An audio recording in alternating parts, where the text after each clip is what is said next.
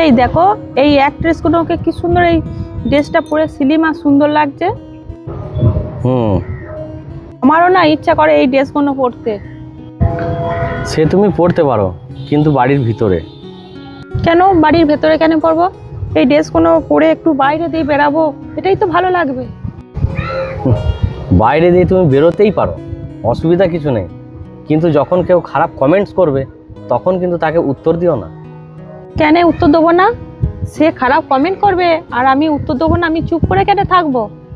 আচ্ছা, তুমি আমাকে একটা কথা বলো তো, তুমি এই শর্ট ড্রেসটা পরে যখনই বাইরে দিয়ে বেরোবে কতজনের মাথায় নেগেটিভ চিন্তা ভাবনা আসবে বলো তো?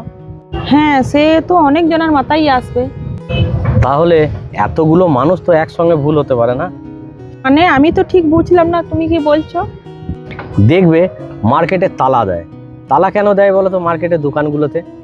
যাতে সৎ মানুষের সততা না টলে যায়। আর চোর তো ইচ্ছা করলে যে কোনো তালাই ভেঙে দিতে পারে, তাই না? তাহলে কি বুঝলে তুমি? দেখো, তুমি তো এই ড্রেস পরতেই পারো, কিন্তু নিজের সম্মান নিজের কাছে। সম্মান একবার চলে গেলে কিন্তু কোনো দিন আর আসে না। টাকা পয়সা সবসময় আসে, সম্মানটা হচ্ছে মেন। আর তুমি কি মনে করছো যে এই ড্রেসগুলো পরে ঘুরলে তোমাকে খুব ভালো লাগবে, লোকে খুব ভালো বলবে? না, একদমই না। কারণ তুমি ওই রকম ড্রেস পরে ঘুরে বেড়ালে তোমাকে মানুষ কিছু বলবে না ঠিক কথাই, কিন্তু কুনজরে দেখবে। তা আমার যুক্তিতে মনে হয় তুমি যদি পছন্দ করো পড়তে, তুমি ঘরের মধ্যে পড়ো, চার দেওয়ালের মধ্যে আবদ্ধ থাকো, তার বাইরে কিন্তু বেরিও না।